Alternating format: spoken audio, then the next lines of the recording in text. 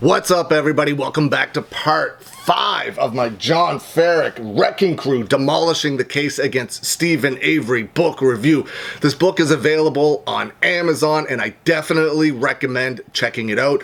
He talks about other things and other stories besides the Making a Murderer case in this book. He talks about things that you did not see in Making a Murderer as well. So I definitely recommend picking this book up. Support the author. It's a tremendous read with a lot of great information.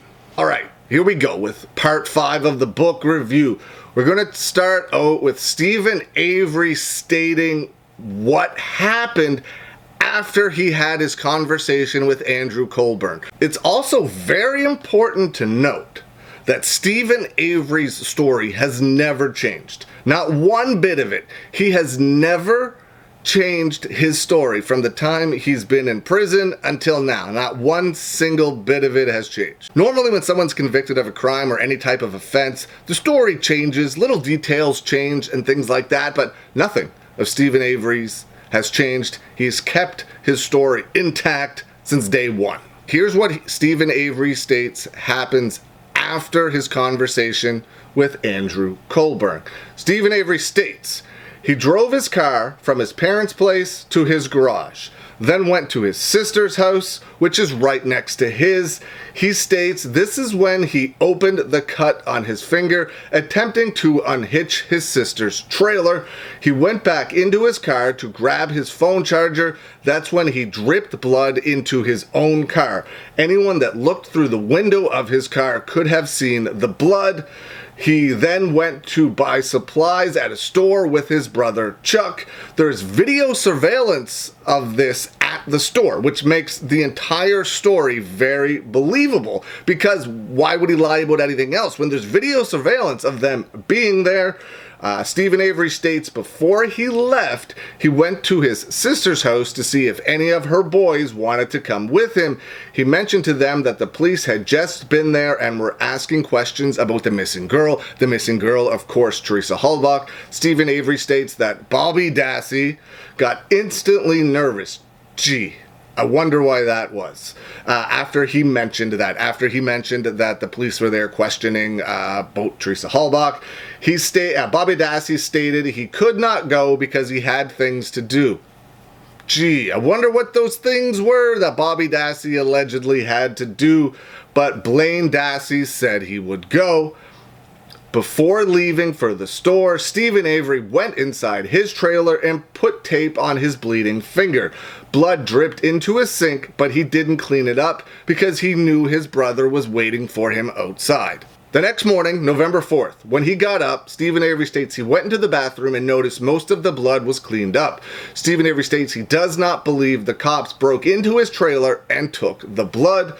He believes the following happened. Stephen Avery believes that Bobby Dassey removed the blood from his sink and put it in the RAV4. Police wouldn't have done it because how could they have known for 100% the blood belonged to him? Him being Stephen Avery. So Stephen Avery thinks Bobby Dassey did it because there's no way the police could have known that the blood 100% belonged to Stephen Avery. It could have been anybody's, theoretically.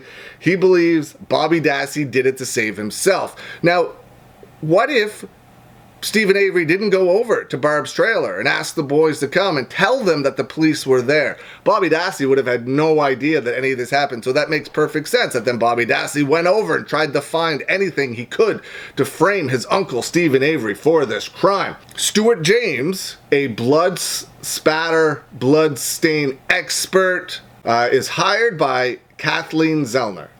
He states that the blood was planted in the RAV4 and was probably applied with an applicator. I believe you can see them doing this, the testing, in season 2 of Making a Murderer.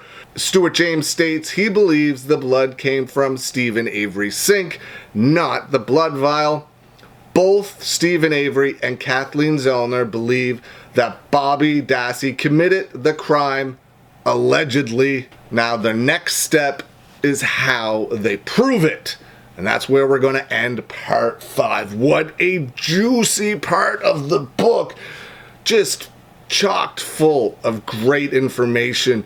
It's Stephen Avery's theory himself. Now, he goes into way more detail than what I just read in the book. So definitely check it out. I'm not even really scratching the surface. We're just going over certain facts of the case. But man, pick up Wrecking Crew. Tremendous, tremendous read. Lots of great information. I cannot wait to come back with part 6 of this book review. Oh man, what a pile of great information. And his story is definitely believable, you know? There's nothing about it that seems like, oh, he made that up for sure. He unhitched a trailer. He cut open his finger again. The blood, he told Bobby Dassey that there was police there asking about Teresa Halbach. And then all of a sudden the blood is cleaned up in Stephen Avery's trailer. He could have just gone over and been looking for something, anything, and then noticed the blood was there. And then the rest is history.